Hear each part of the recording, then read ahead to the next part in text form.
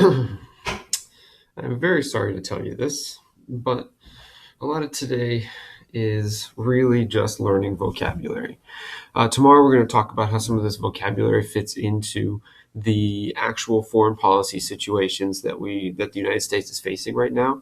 But a really big part of what you need to know in order to understand that are the words that people use to talk about it.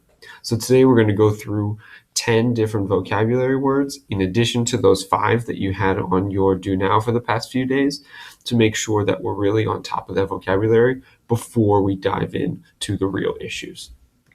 So some of these words you've seen before, last year particularly.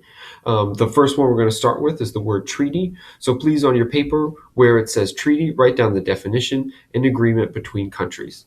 And this is one that we did last year a whole bunch. It's when two countries, either they agree to trade a lot, they might agree to lower taxes between each other, they might agree to give each other help in different situations. It's an agreement between countries.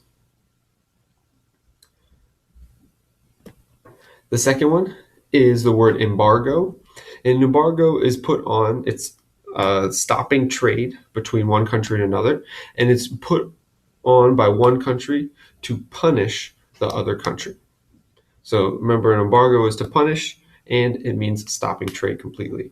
Currently, the United States has an embargo on a few different countries. One of those is Cuba, which is right to the south of us, and that's because politically the United States government disagreed with the Cuban government for a very long time, though now it seems like that might be beginning to change.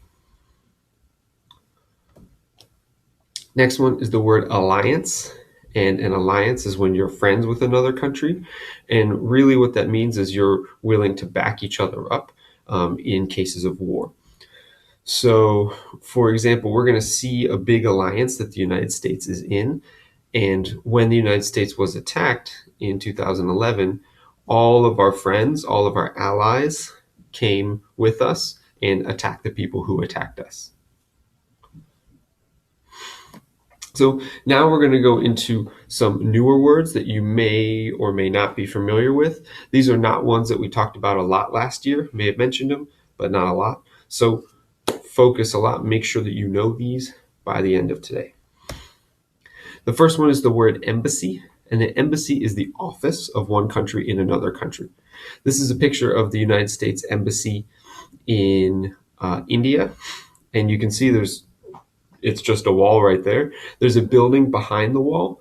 And in that building are all the people who work for the United States in India.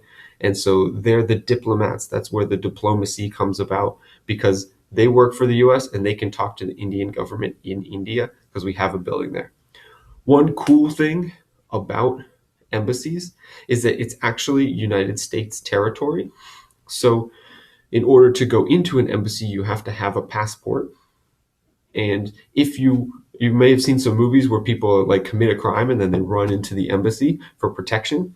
You really are crossing the border to another country when you walk into an embassy.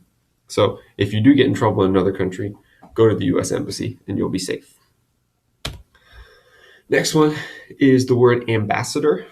And an ambassador is a messenger to another country.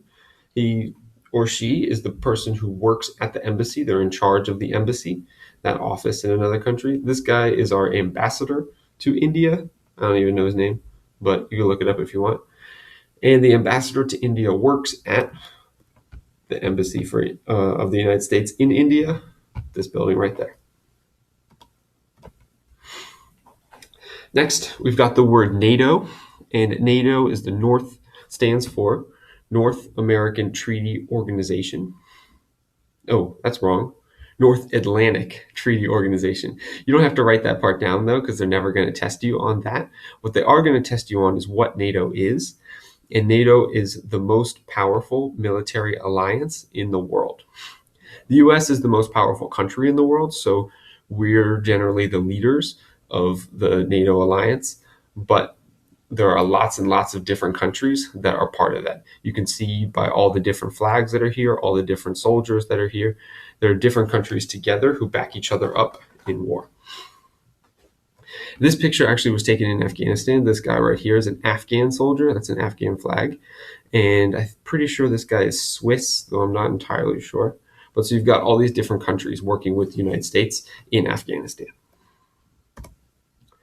Next one is the UN. UN stands for United Nations.